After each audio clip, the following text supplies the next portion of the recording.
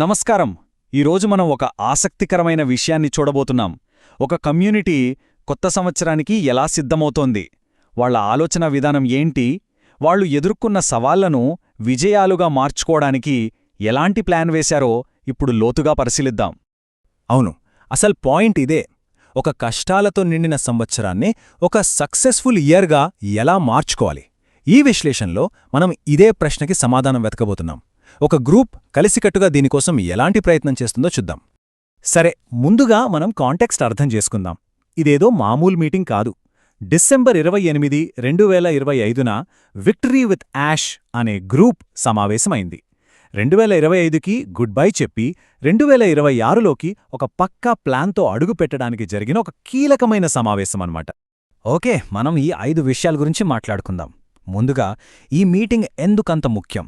తర్వాత వాళ్ళు గడిచిన ఏడాది నుంచి ఏం నేర్చుకున్నారు, వాళ్ల బలమేంటి, అలాగే రాబోయే ఏడాదికి వాళ్ల మైండ్ సెట్ ఏంటి, వాళ్ళు పెట్టుకున్న రూల్స్ ఏంటి, ఇవన్నీ చూద్దాం. సరే, మొదటి విభాగానికొచ్చేద్దాం. విజయం కోసం ఒక శిఖరాగ్ర సమావేశం. ఒక కీలకమైన సంవత్సరానికి వాళ్లు వేదిక ఎలా సిద్ధం చేశారో చూద్దాం.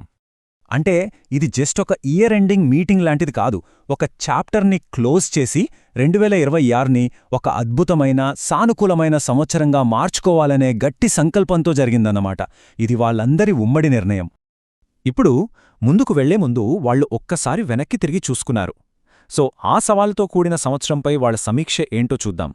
2025లో వాళ్ళు ఎదుర్కొన్న పోరాటాలు, దేన్ని వదిలించుకున్నారు అనేది ఇక్కడ చాలా ముఖ్యం. ఈ మాటలు వింటేనే అర్థమవుతోంది పరిస్థితి ఎంత సీరియస్గా ఉందో.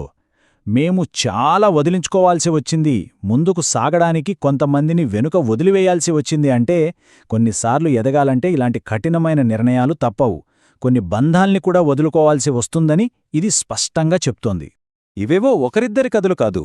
ఆ గ్రూప్లో చాలామంది ఎదుర్కొన్న కామన్ ప్రాబ్లమ్స్ ఇవి. సవాళ్లు, పనుల్లో ఆలస్యం, ఫెయిల్యూర్స్, దాంతోపాటు నిరుత్సాహం, ఫ్రస్ట్రేషన్. అన్నింటికన్నా ముఖ్యంగా వాళ్లని వెనక్కి లాగుతున్న పాత ఆలోచనలని వదిలించుకోవాల్సిన అవసరం వచ్చిందనమాట. ఆ ఏడాది మొత్తం వాళ్లకు ఒక రోలర్ కోస్టర్ రైడ్ లాంటిది. మరి ఇన్ని కష్టాలు ఎదుర్కొంటున్నప్పుడు వాళ్ళని నిలబెట్టిందేంటి? వాళ్ళ బలం ఎక్కడ్నుంచొచ్చింది? వాళ్లు పదే పదే చెప్పిన 2 ముఖ్యమైన మూలస్తంభాలున్నాయి. వాటి గురించి ఇప్పుడు మనం తెలుసుకోబోతున్నాం. చూడండి, ఇక్కడ 2 పిల్లర్స్ ఉన్నాయి. ఒకటి ఫెయిత్ అంటే విశ్వాసం, రెండోది కమ్యూనిటీ అంటే వాళ్ల సంఘం. ఒకవైపు దేవుడే దారి చూపిస్తాడనే గట్టి నమ్మకం, మరోవైపు ఒకరికొకరు అండగా నిలబడే వాళ్ల గ్రూప్. ఒకటి వాళ్లకి స్పిరిచువల్ స్ట్రెంగ్త్ ఇస్తే, రెండోది ప్రాక్టికల్గా సపోర్ట్ ఇచ్చిందనమాట. ఈ మాటలు వింటే వాళ్ల ప్రయారిటీస్ ఎంత క్లియర్గా ఉన్నాయో అర్థమవుతోంది. ఈ వ్యాపారం నా విగ్రహం కాదు, ఇది నా ఆశ కాదు, నన్ను నిలబెట్టేది దేవుడు అంటే వాళ్లకు బిజినెస్ అనేది జస్ట్ ఒక టూల్ మాత్రమే. అసలైన బలం, నమ్మకమంత విశ్వాసం నుంచే వస్తోందని వాళ్లు బలంగా నమ్ముతున్నారు. ఇక రెండో పిల్లర్ కమ్యూనిటీ. వాళ్లు దీన్నొక గిఫ్ట్గా చూస్తున్నారు. మేం దీన్ని 2025లో కట్టడం మొదలుపెట్టాం, 2026లో ఇది అద్భుతంగా ఉండబోతోంది అని చాలా కాన్ఫిడెంట్గా చెప్తున్నారు. అంటే వాళ్లు వేసిన ఈ పునాది వచ్చే ఏడాది వాళ్లకు అతిపెద్ద ఆస్తి అవుతుందని వాళ్ల నమ్మకం. వాళ్ల కమ్యూనిటీ పవర్కి ఇదొక పర్ఫెక్ట్ ఎగ్జాంపుల్. చూడండి, 600 ఒకే ఒక్క సభ్యుడు కేవలం 2 నెలల్లో 600 కొత్త కనెక్షన్స్ ఏర్పరచుకున్నారట. అంటే వాళ్ల నెట్వర్క్ ఎంత ఫాస్ట్గా పెరుగుతుందో ఊహించుకోవచ్చు. ఇది వాళ్ల కలెక్టివ్ పవర్కి ఒక నిదర్శనం. ఓకే, వాళ్ల కమ్యూనిటీ ఎలా పనిచేస్తుంది? దానికి వాళ్ల దగ్గర ఒక సింపుల్ 3 స్టెప్ ఫార్ములా ఉంది. 1 సృష్టి అంటే నెట్వర్క్ను పెంచుకోవడం. 2 అనుసంధానం అంటే అందరూ కలిసి పనిచేయడం. 3 తోడ్పాటు అంటే ఒకరి బలాన్ని మరొకరితో పంచుకోవడం. సింపుల్ కానీ చాలా పవర్ఫుల్. రైట్, ఇప్పటిదాకా గతం గురించి, వాళ్ల బలాల గురించి చూశాం. ఇప్పుడు అసలు విషయానికొద్దాం. 2026 కోసం వాళ్ల మైండ్ సెట్ ఏంటి? ఇది వాళ్ల స్ట్రాటజీలోనే చాలా important part. Rise, reset, refocus. ఇదే వాళ్ల సక్సెస్ మంత్రం. దీనికి 3 భాగాలున్నాయి. రైజ్ అంటే కంఫర్ట్ జోన్ నుంచి బయటికి రావడం. రీసెట్ అంటే మన అసలు లక్ష్యమేంటో మళ్లీ గుర్తు చేసుకోవడం.